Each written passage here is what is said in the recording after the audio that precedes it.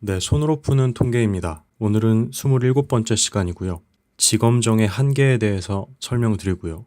이 지검정의 한계 때문에 생겨나게 된 세 가지 검정 방법과 이 검정 방법을 언제 쓰는지를 간단하게 도식화해서 보여주는 디시전 트리에 대해서 설명드리도록 하겠습니다. 우리는 지금까지 지검정에 대해서 공부를 했습니다. 그런데 이 지검정은 아무 때나 사용할 수 있는 검정 방법은 아니에요. 이 지검정을 사용하기 위해서는 두 가지 조건이 필요합니다.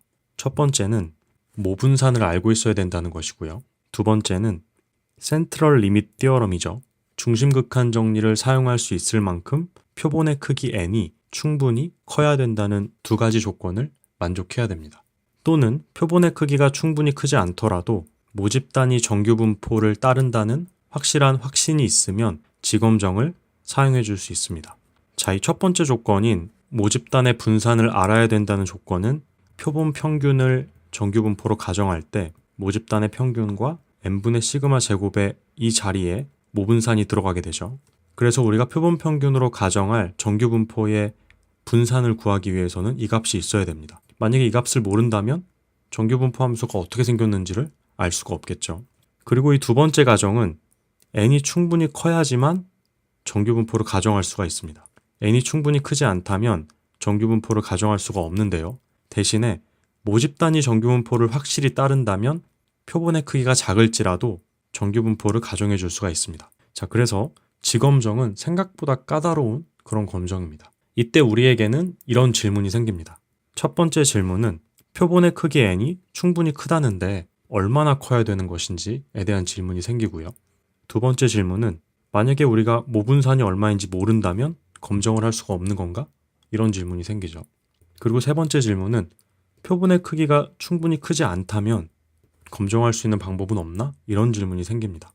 우리의 통계학의 선배들도 이런 동일한 질문들을 다 했었고요. 그분들이 이 질문에 대한 해결책들을 다 마련해 놓았습니다. 일단 첫 번째 질문에 대한 답부터 드리겠습니다. 표본의 크기가 충분히 크다는 게 얼마나 커야 되는가에 대해서는 표본의 크기가 30보다 같거나 크면 센트럴 리밋 티어럼이죠. 중심극한 정리를 적용할 수 있어서 표본 평균을 정규 분포로 가정할 수 있다고 알려져 있습니다. 사실 이것은 경험적인 값이기 때문에 정답은 없습니다. 그런데 통계학에서 과거부터 지금까지 30이라는 값이 통용되고 있습니다. 그래서 우리도 30이라는 값을 그냥 받아들이고 사용하면 될 것 같아요. 두 번째 질문에 대한 답입니다. 만약에 모분산을 모르면 어떻게 해야 될까? 이 모분산을 모르는 상황을 위해서 생겨난 검정이 바로 T검정입니다. T검정에서는 지분포 대신에 T분포를 사용하는데요. 이 T분포는 모집단의 분산을 모르기 때문에 우리가 뽑은 표본의 분산을 대신 사용해서 만든 분포입니다. 그래서 T검정을 이용하면 모분산을 모르더라도 검정을 실시할 수가 있습니다. 이 T검정도 어쨌든 정규 분포를 가정할 수 있는 상황에서 쓸 수 있는 검정이기 때문에 이 두 번째 조건은 만족이 되어야 됩니다. 중심극한 정리를 사용할 수 있을 정도로 표본이 충분히 크던가 모집 단위 정규 분포를 확실히 따른다는 확신이 있으면 T검정을 해줄 수 있는 겁니다. 자, 그리고 마지막 질문에 대한 답을 드리겠습니다. n이 너무 작아서 중심극한 정리를 쓸 수 없으면 어떻게 해야 되나 라는 질문이었는데요. n이 작을 때는 정규성 검정을 할 수 있습니다. 정규성 검정은 우리가 뽑은 표본의 모집단이 정규 분포를 따르는 집단인가 아닌가를 판단해주는 검정입니다. 만약에 정규성 검정에서 우리가 뽑은 표본의 모집단이 정규 분포를 따른다 라고 결론이 났다면 표본의 크기가 크던 작던 상관없이 지검정이나 T검정을 해줄 수 있습니다. 이때 지검정과 T검정 중 어느 검정을 할 수 있는가의 여부는 모분산을 알고 있느냐 모르냐에 달려있겠죠. 그리고 만약에 여기서 모집단이 정규 분포를 따르지 않는다고 결론이 났다면 표본의 크기도 작은 데다가 정규 분포도 따르지 않는 거니까 우리가 배운 그 어떤 검정도 해줄 수가 없습니다. 이때를 위해서 만들어낸 검정 방법이 바로 비모수 검정입니다. 여기서 모수는 모집단의 통계량이죠. 비모수 검정이라는 것은 모집단의 분포 자체를 가정하지 않고 검정을 해준다는 뜻입니다.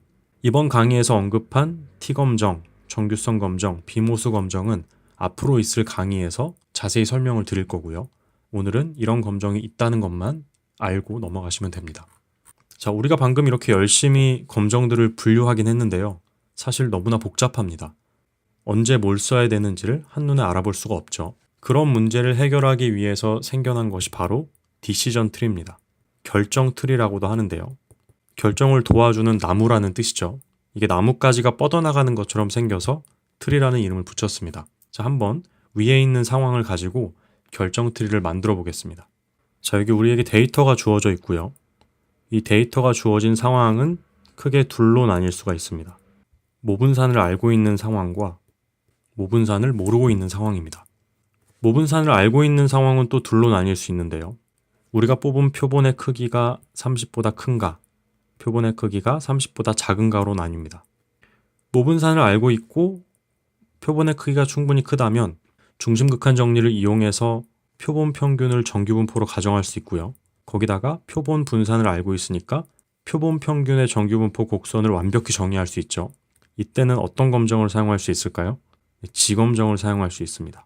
그리고 모분산을 알고 있기는 한데 n이 30보다 작아서 표본 평균들이 정규분포를 따르는지 알 수 없는 상황입니다. 이 상황은 또 둘로 나뉘는데요. 어떻게 나뉘냐면 정규성 검정을 해서 정규성 검정에 통과한 상황입니다. 정규성 검정에 통과했다면 표본 평균의 정규분포를 가정할 수 있죠. 그리고 모분산을 알고 있기 때문에 마찬가지로 지검정을 쓸 수 있습니다. 그런데 여기서 정규성 검정을 해서 정규성이 없다고 나오면 정규분포를 가정할 수 없죠. 따라서 지검정을 쓸 수가 없습니다. 이때 쓰는 검정이 바로 비모수 검정이었습니다. 자, 이번에는 모분산을 모르는 상황으로 가봅시다. 모분산을 모를 때도 상황은 둘로 나뉠 수 있어요. 표본이 충분히 큰 경우, 표본이 충분히 크지 않은 경우로 나뉩니다. 표본이 충분히 큰데 그래서 정규분포를 가정할 수 있는데 모분산을 모르니까 모분산 대신 표본 분산을 사용한 검정을 쓸 수 있었죠. 그 검정 방법은 바로 T검정이었습니다. 자, 이번에는 표본의 크기가 충분히 크지 않은 상황입니다. 표본의 크기가 충분히 크지 않을 때는 정규성 검정을 합니다. 그래서 정규성이 있으면 T검정을 쓸 수 있죠. 정규성이 없으면 비모수 검정을 써야 됩니다. 디시전 트리는 이런 식으로 만들어집니다. 참고로 말씀드리면 지금 우리가 찾은 검정 방법은 전체 검정 방법의 일부입니다. 그래서 우리는 앞으로 검정 방법들을 하나하나씩 늘려가면서 이 디시전 트리를 완성해 갈 생각입니다. 오늘의 영상은 여기서 마치겠습니다.